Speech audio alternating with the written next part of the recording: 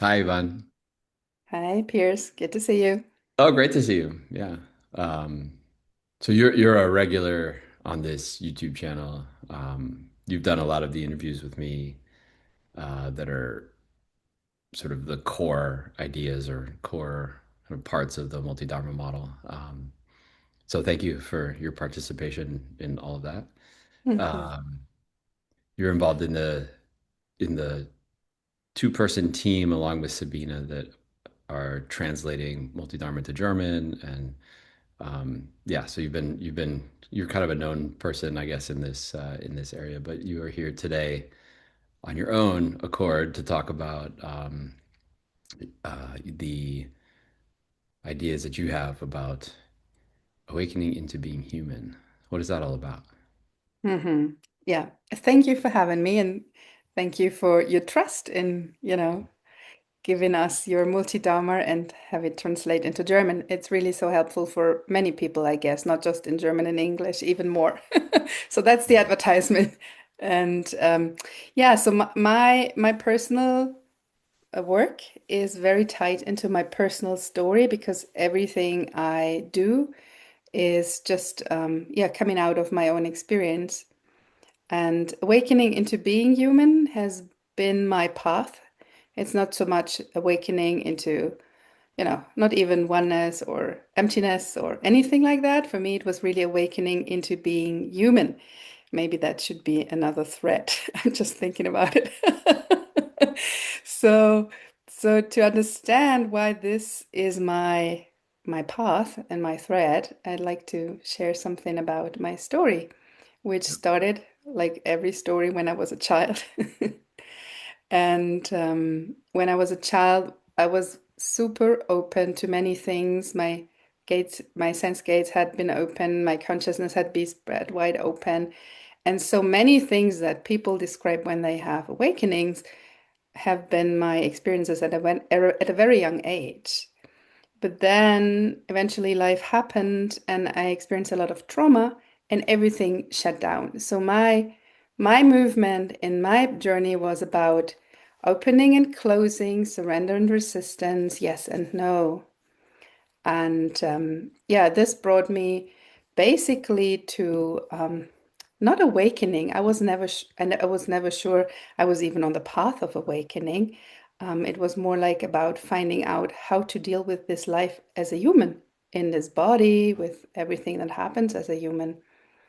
And and so for me, the first important lesson was to learn how to regulate my nervous system and really use this body as a vessel because probably everyone who had a shift in awakening knows that these experiences can be super intense and you really, in my experience, need a strong vessel and a regulated nervous system to hold all these energies that may run through the system. So that has been my first learning task on this path. Yeah. And I guess it's all related to psyche thread. I'm a psyche threader. Yeah. Well, it's almost the way you're describing it, it's almost like, I mean, we don't have to talk in terms of multi-dharma, to analyze this, but just the way you were talking, it seems almost like the other threads were wide open, and this was really about like awakening the everyday life thread and kind of like how to integrate these, these life experiences or these or ordinary life, how to integrate, and bring that really. To the foreground. But anyway, I've heard you talk about some of these experiences on other occasions, which may be why I'm drawing Mhm. things that aren't part of the conversation so far. But so you talk about there being kind of three major buckets or baskets of experiences or approaches to integration. This integration cubed, I think, that you talk Mhm. about. So, um, why don't you tell us about those areas of focus, I guess. Yeah. So what I found out later in my work when I just formulated my approach to integration is again based in my experience. And the first bucket, the first thing, the first layer of integration that was important for me is to really fully land in this world, in this body. So, really being grounded, being in the body, being okay with being here and not transcend. So, I guess many traditions, the path of many traditions is to transcend out of here into another dimension, into pure consciousness or Brahman or whatever you want to call it. And to me, it was the opposite direction. It was a top-down awakening into the body, into this life. So I think that's one of the things that I experienced and I find is happening also for many other people, and they don't maybe even realize that spirituality in this case can be a bypass. At least that's how it showed up for me, because I used spirituality to not be here, to be somewhere else in the vast, dark space or in love or in unity or whatever, but not here in a human body in this experience. And so this is my first thing. I had to learn the hard way actually, because I really have been very stubborn. I had so much resistance, and only when there was no way out and I completely collapsed, I was just so exhausted. My system broke down. That was the moment when the shift happened, because there was nothing left for me where I could hide or where I could find some relief. And so for me, that was a shift in identity when I realized, oh, wait a moment, this I that doesn't want to be here, this I that doesn't want to be human, that's that's the one that's blocking everything, because I thought that's the truth. And when that fell away, there was a huge opening, a huge heart opening, and a huge shift in identity as well. So, Yeah. yeah. I feel like there's a lot of people that kind of get into spirituality because they're suffering or they have some kind of traumas or some kind of dissatisfaction with life, and they kind of hear about spirituality as this kind of like glorious, like beautiful, blissed out kind of like state beyond suffering and pain, and they kind of like want to escape from their life into those kinds of experiences. Um, and sometimes can have like very dramatic, profound experiences in that sort of transcendent space and become kind of stuck there, dissociated from life and from the body and from, I mean, yes, you no longer have all the suffering and the traumas seem to be left far behind, but you're saying that that's really kind of like a bypass. Um, and you're helping people to kind of like come back or like move back in the Mhm, direction of the body and mhm, in the mhm. direction of the ordinary physical world and the psychological baggage and Yeah, traumas and exactly. history of Hmm. the individual and so on and so forth. Hmm. And I'm not dismissing awakening experiences. I mean, I had Mhm. really deep experiences on all the different threads, emptiness, oneness, energy, and psyche, of course. And they're all very valuable. But if you take them for the only truth and you completely, like you say, dissociate from your life as a human being and you just fake yourself into, oh, now I'm just consciousness, the body doesn't even exist, so why do I even bother? Or relationships are just illusion, or whatever it is that the story might tell. Um, that's the bypass. And I had decades of bypassing, so I guess I'm pretty good in seeing all the different ways the psyche or the mind can just trick itself in Yeah. myself and in others as well. And this is why, yeah, this is why I feel like drawn to guide others when they feel stuck or when they have the sense like, oh yeah, I had this awakening experience, I had that shift, but still something's not kind of like in the right place. Something's missing, and it's often hard to track down.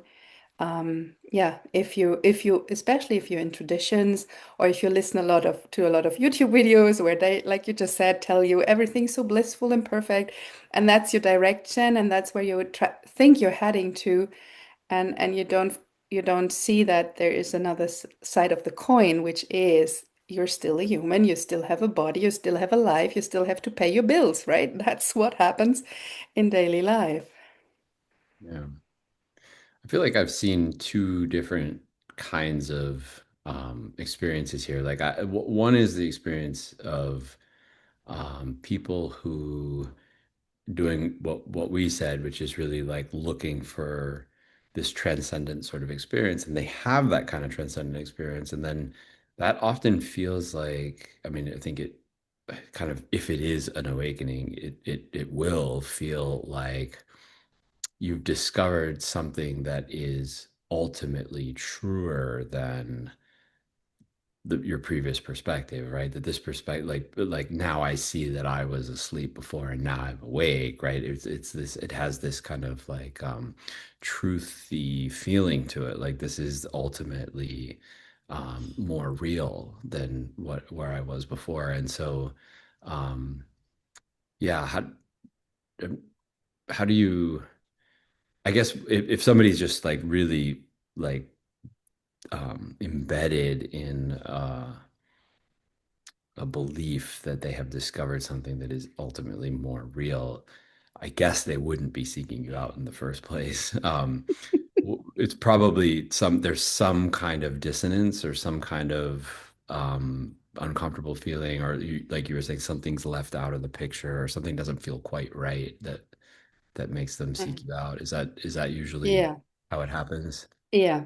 I mean, people who are completely, like you say, into their truth, into their ontology, that doesn't make any sense to come to me because usually when I talk, I disillusion people like Mhm. and it's hard to have illusions taken away if you're not ready, right? It feels painful. So Mhm. there is no use in that.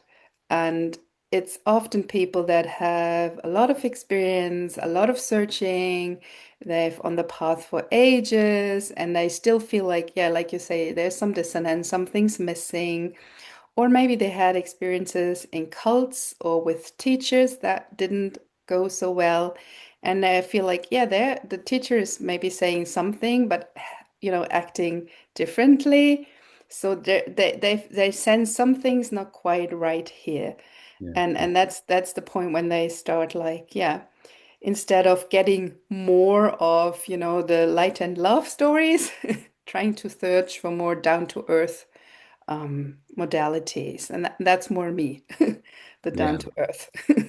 All right. And so the other thing I was going to say that I'm familiar with another kind of very different phenomena, which is people get involved in some kind of meditation for whatever reason, spiritual practice for whatever reason they've gotten into it. But then they have kind of a profound initial experience of some kind, and they land in a place that they didn't expect to feel quite so empty. Like they land in like in terms of multi-dharma, we could say a deep emptiness experience. And it feels very, very flat, very maybe lifeless, very kind of like plain, seems like the life has kind of um gone out of the experience. It feels very, um dissociated, maybe derealized, maybe. And those people often, you know, will say they will characterize this as a like a spiritual emergency, or like, so there's some kind of, something's gone wrong here. It feels too empty, too void. Are you able to help people with that kind of experience to like sort of find their way back to the body? Like this would be people who, the first one is people who like had the awakening experience and loved it, and but they feel something's off. And this one is somebody who had maybe the same kind of awakening experience but weren't expecting it and don't like it, and need to or want to find a way sort of back to the body, back to the daily life. Mm. Is that something you can help people with as well in that kind of situation? Yeah, and I think especially the emptiness thread, like you said, is Mm. is the most interesting one for this because it can be that someone has a deep emptiness experience and they are confused and disoriented because they didn't expect it. And, we know the system needs time to adjust to this new reality. And in that time, it can really be scary sometimes for people, even. So, one thing, if this is really what happens, it can be just helpful to have someone sit with you and say, it's okay, it's all good, it's part of the journey. Just, give your system some time, do some grounding, relax into it. It will all pass Mm. because it's not the end. There's more to it. And on the other hand, it can be that people have deep experiences with the emptiness thread, but are dissociated and they mix the two. So this is an interesting thing because then for these people, it can be helpful to do some body-based inquiries to reconnect to their body and then maybe to realize what I said before is, oh, the emptiness was my escape route. The emptiness was just, a way to escape from what's going on in the body. And for those people, it might be more useful to not just sit in emptiness, but to realize, okay, I used emptiness, I used a technique that brought me into emptiness in order to not need to feel what's here in the system. And then that's what happened to me. I knew how to dissociate, I knew how to be myself out of here, but the hard part was to come back and to let emptiness go. It came back by its own later, but first to need to emptiness go to come back fully here and allow myself to face whatever needs to be faced and not use emptiness as, yeah, as a escape. All right. So that's like, say, the first category of integration, Yeah, this return to the body, return to being fully here, like you said. yeah. What's the And second? Oh, sorry. yeah, Yes. and for myself, and I guess for many people, it's not a return, it's a coming here for the first time. Right, right. Because what I, for myself, found out very late in my life actually is I never really incarnated. Incarnation means coming into the flesh fully. And I never did that. I always, have been, part of me has always been there somewhere. And I guess there are many people out there as well that never really fully landed. So it's not a return, it's a Yeah. first coming into the Yeah. body. It's like being born actually with pu and consciously born into being human. Yeah. Good point. Yeah. Yeah. Okay, great. So what's the second bucket or second The area of second integration? is mature, maturing. And I really found it for myself and not just in my own life, but also watching others. And you probably have seen it as well. There are people out there that are awake and still assholes, right? You feel like, okay, I mean, they are awake, but why do they still behave like this? Yeah, yeah, And so I learned that awakening doesn't make you a better person. I mean, in awakening and in the techniques, it's not wired into them to have ethics, to behave in a certain way, to be a kind person. That's something that you need to cultivate if you want to do that. And what I learned is when you deal with, and this is where shadow works come in as well. And shadows naturally will anyways come up in the process because in awakening, when you shift identity and you dissolve identity structures, which most of them are strategies for to defend yourself when these defense mechanisms fall apart, shadows will come up anyways. And now you can, just fake, oh, they're not here. I'm a spiritual person. I don't have shadows. Or you can just go right after them and face them. And this is where the maturation process happens because then you have to deal with your underworld, you have to deal with your patterns, with your trauma, or whatever may arise in your system. And that's been a huge part of my journey. And again, this is why it's something that is also part of my work. yeah.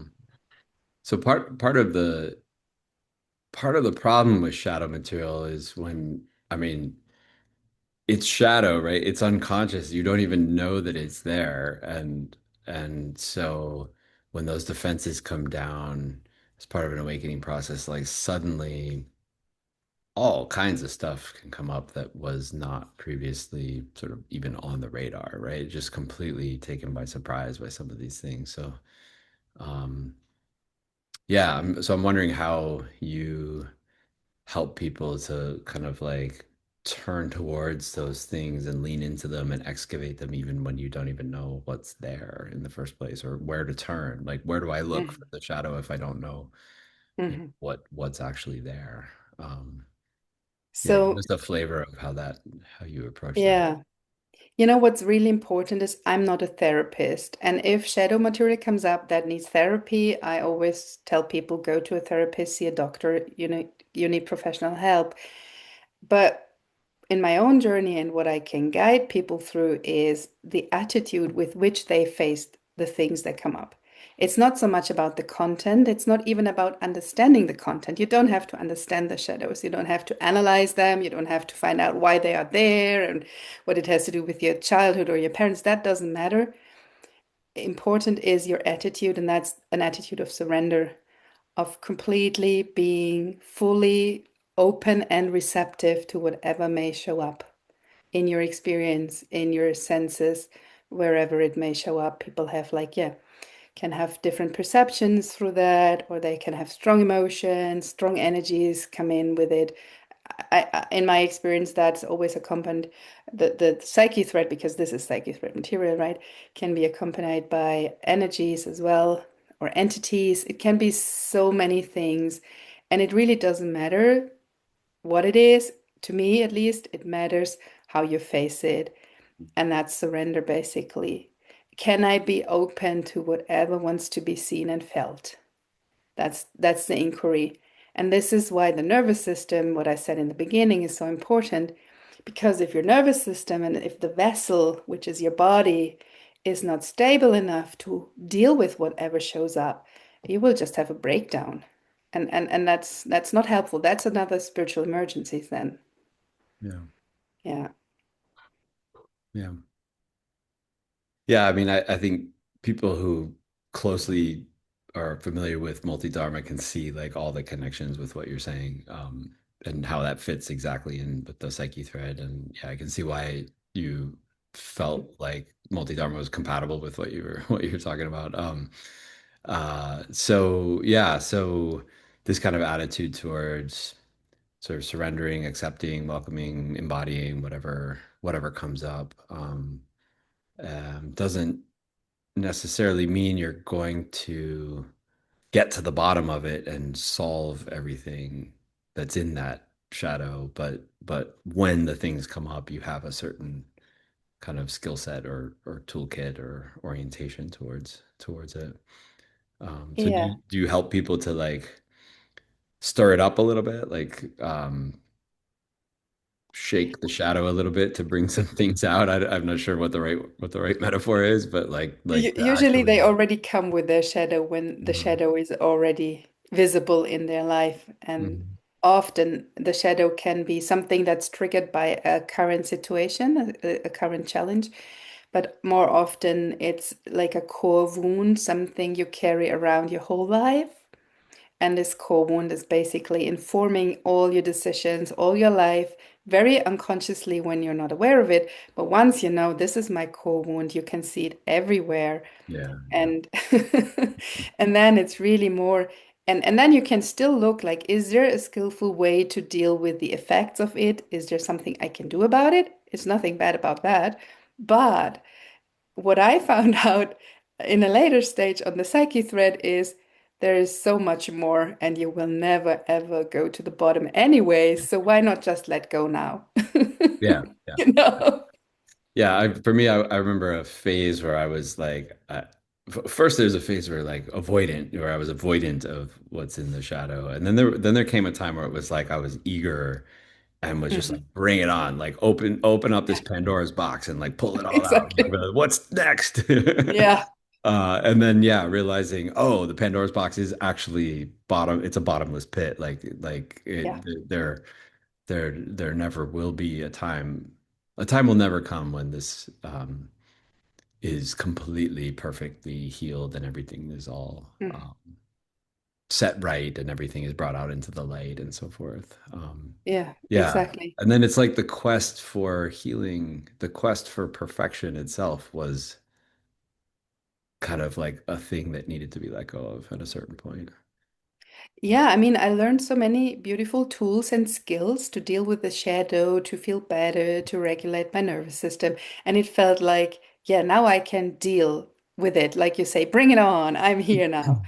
And then to realize, okay, there will always be flaws, there will always be conditioning, there still will always be trauma in the system. Even trauma is nothing that goes away by awakening. I mean, that's another myth, right? That I had, and many others probably too, is that trauma and everything that's been, happening in your life that you don't want anymore will go away through awakening. That's just not true. I mean, Yeah. not in my experience.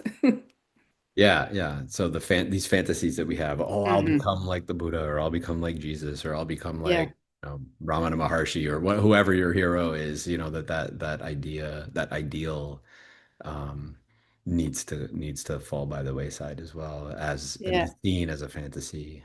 exactly. So okay, so you've got us like, you know, I'm gonna embody this self, this world, this body, this material realm here, and I'm going to accept the fact that it's flawed and that there are, this being has been shaped by trauma, has been shaped by, other kinds of experiences. I'm letting go of the idea of transcendence and the idea of like some kind of state of perfection. Um, those are the two forms of integration. And what's the Mhm, third one that we're adding to that mhm. picture? I just want to, before I go to the third one, Yeah. just listening to what you just summed up, it doesn't sound sexy at all. Like, oh my God, who wants this? You know, I always think like I can see like why there are YouTubers out there who make videos about how you manifest your dreams and how you get everlasting peace and all these beautiful headlines. And yeah, I'm sitting here and telling people, yeah, what you just said. Life is still life, and you're still you, and things still happen, and that's what it is. Yeah. And I mean, to so, me, to me, Yvonne, that's like the difference.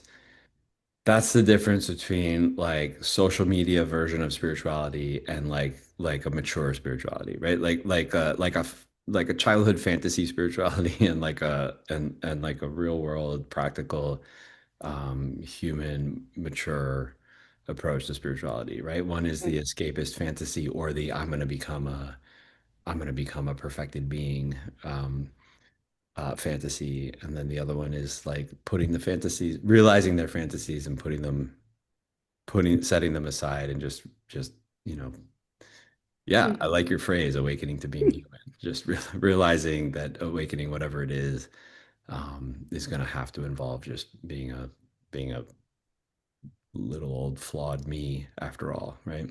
After all. Yeah, yeah, So the third bucket is called awake. And of course, because the whole framework is the awakening setup, and it is not so much that I can really guide people through awakening because my process has been completely wild and messy and without any teacher or tradition. So I cannot give something to someone else that I haven't experienced myself, which means if someone wants to deepen into emptiness, I can send them to someone who does the 10 fetters. Or if someone wants to deepen into oneness, I can send them to someone who does more of a heart opening, whatever it is, right? So I'm not doing this, but awakening is my framework because this is the base of everything, where everything happens in. And my awakening definition, which I just came up with from my own personal experience, is that the first awakening, which can include different shifts, is the awakening from the little self. Like you realize, okay, I'm not the body, I'm not the person, I'm not my feelings, my thoughts, and so on. So you release kind of the worldly ego. And many people then are so happy to have found the ground of consciousness or, pure love or whatever it is. And there they stop. They're like, yeah, now I'm awake now. Worldly ego is dissolved. I'm finally there. Hooray. I am awareness, I am Yes. God, I am consciousness, I Or am I'm everything. emptiness, or Yeah. I'm pure energy, whatever you will. So this is the end of the threads, right? This is where many stop, and I can completely understand and say, hey, of course. I mean, after dissolving the worldly ego and seeing through it, perfect. That's a good place to be. But to me, there's a second awakening or a second death of an ego. That's the spiritual ego. And the spiritual ego dies as well. And this is where we come back to the being human, just being ordinary human. And so to realize that this is not the end and there's another death waiting for you, which is the death of the spiritual ego, has been a surprise for myself. And I'm so glad that it's in the Multidharma map, that the release of the thread basically is that second death. Yeah. Um, and that's a tough cookie for many people, especially when they've been in traditions and maybe lived for decades, stabilizing or trying to stabilize this state of consciousness, of oneness, of unity, of whatever. And then it's like really like, yeah, the final death to see, okay, even this needs to be let go of. Yeah. Yeah, and in some ways, I mean, yeah, it's like awakening from the awakening, right? It's like Exactly. Hmm. the first awakening is awakening into awakening, and then the second one is like awakening out of awakening. Yeah. Um, And this and is where it all comes back to awakening into being human, because that's what's left is you with your conditioning and everything that happens in your life.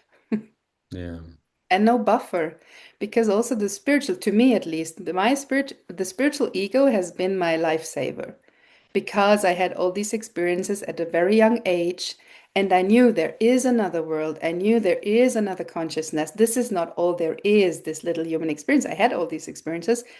I would really take them for the truth and this life here as the false thing, which completely is, what traditions say. So I was like, I'm right now because I know it and I experience it.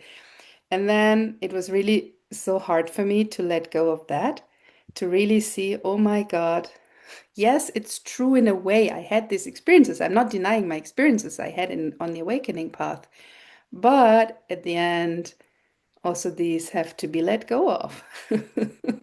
so let's help people to understand. I mean, or at least point towards. So it's not like we're going back to the beginning.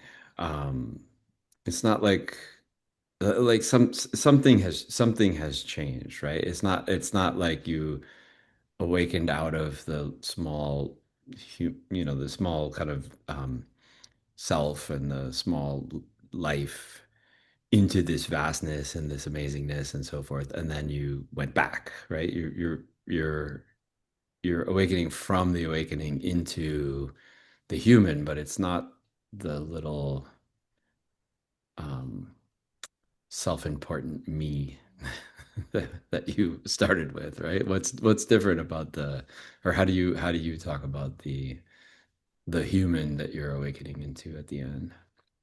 So the human at the end, so the main difference is there is no buffering, there is no safety net, there is no defense mechanisms, because there is no identity that is keeping all these things in place, which means all life is happening raw and directly just into your face.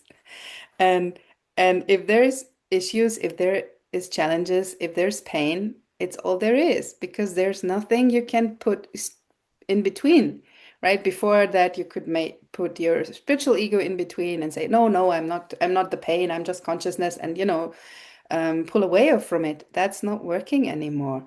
It's just pure, direct experience of what is, but still there is no suffering because there's no identity. I mean, in my personal experience, there's not even an idea of resistance. Could it be different? Even if there is a resistance, could resistance be any different as it is in the moment? Everything is just as it is, and there is no way have any attitude towards it. Even surrender, that has been my key tool for my whole path, has gone. I'm not surrendering to the pain anymore. It's just pain, full stop. It's just life, full stop. I Right. mean, Right. who knows what that means? You Yeah. know. Yeah, now you're making it sound even worse, right? Oh From gosh. if I'm looking for the, the YouTube version of spirituality or the, social media version of spirituality, not only are you taking away my um my fantasy about being like the Buddha, transcending this world and so forth, but now you're telling me I have to be in this world, experience this world with no armor, with no um shield to protect Mhm. myself from, the world. Yeah, that's So actually what I'm telling you. so for me, like I've talked about in other places that this, that kind of vulnerability, you know, um, as the shields were being, in my case, like ripped away from me, or in other people's cases, maybe they're set down. As those defenses are dropped, there can be a lot of core fears around safety and control, and the need to sort of like manage reality and protect myself from life. There's lots of different ways that those core fears show up. So I'm assuming in this line of work that you're talking about here, that you probably meet those core fears with people quite often. Both as part of like giving up the fantasies, and also as part of just sort of, facing being a human. Yeah. Yes, What yes. The what thing we is, Killing Me Softly is one of the songs that fits my work. It's not spontaneous. Like people who have spontaneous awakenings and they really completely out of the blue are faced with these fears. But usually, when I work with people, it's over a longer period of time and they adapt to it. So I'm not throwing these things to them just directly, but we sit and we really, what I learned in my own path is connection is so helpful. Being with someone else is so helpful. Just sitting with someone that tells you the truth, right? The fact that these things need to be let go of, but to say it's okay. Just, we do this for a second and then we see what happens. Oh, you're still here. Okay. And then you draw back again and then you go in again. So if you do this on your own or it happens to you spontaneously, it can really be very overwhelming and disorienting. But when you have someone who is going this path with you, it's much easier. And what I really learned myself, because I've been very harsh with myself, I have a lot of self-judgment and a lot of, guilt in how I was before awakening. And through my own process, I could really feel like my heart was opening, and there's a lot of gentleness and a lot of love that's naturally coming out of here, not because I'm doing something with it, it's just here. And I think that's kind of from the outside helping people to open up to that vulnerability, knowing there's someone holding the space for you in a very loving and caring way. And also knowing that the other person is on the other side and she's still alive. So just the fact that I'm sitting here and I'm still alive is already a good sign, you Right. know? Right. Yeah. So mama bear holding you while Yeah. you kind of like make your way through some of this thing can be really helpful. The other thing that's sometimes helpful is, the Zen master with the stick that comes around and, smacks you every once in a while when you're Yes, when you're getting a little tangled up in your own nonsense. And I'm assuming exactly. So it's I'm, both. It's I'm actually assuming you have both. that too. Yeah. Yeah. Mhm. I can be this and the other side as well. Most of Mhm. the times, I'd say my work is very much the work like a midwife.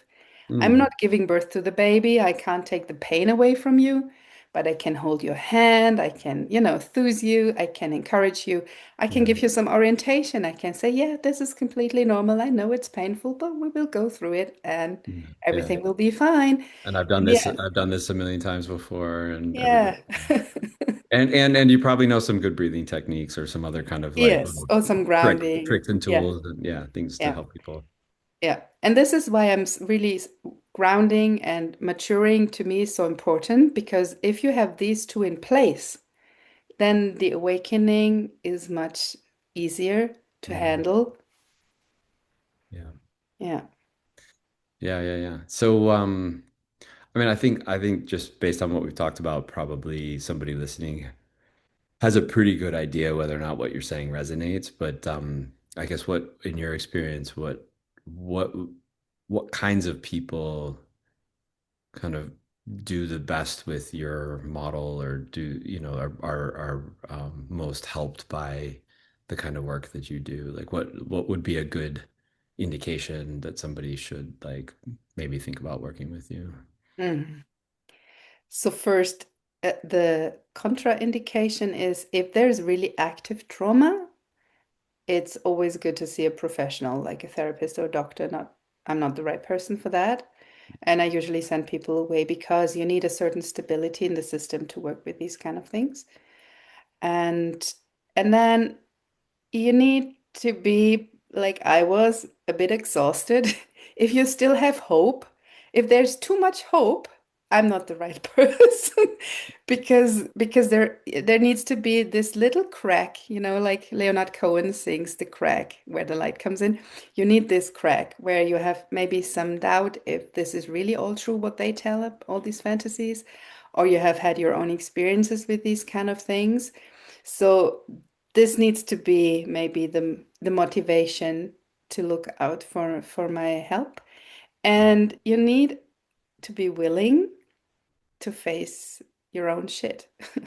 I mean, that's what will happen.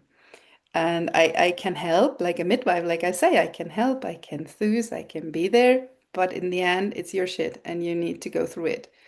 I have, Somewhere I heard you, I read, I think you described yourself, maybe it's in German, but you described yourself as a bullshit detector or something, a bullshit. yes, I forget what it's. Yeah. yes. You call people out on things that Yeah, they're I hung up mean, on. I can call them out. Like you said before, it's different. Sometimes you need to call them out and say, "Hey, just, that's just a shit show. Can you stop, please?" And then on the other hand, you can hold their hand and say, "Yeah, I know it's hard." Because if the shit show stops, you will be faced with your vulnerabilities, with everything you didn't want to feel and see. This is why in the first place, you ran the shit show, right? So yeah, you need some kind of willingness, some courage. And often, if people have been on this journey for a long time and they tried a lot of things, they are exhausted enough and ready. Yeah. Yeah. Yeah. Great.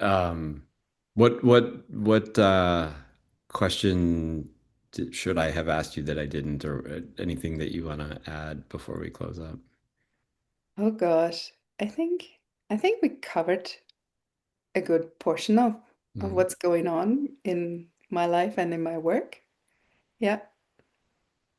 Great.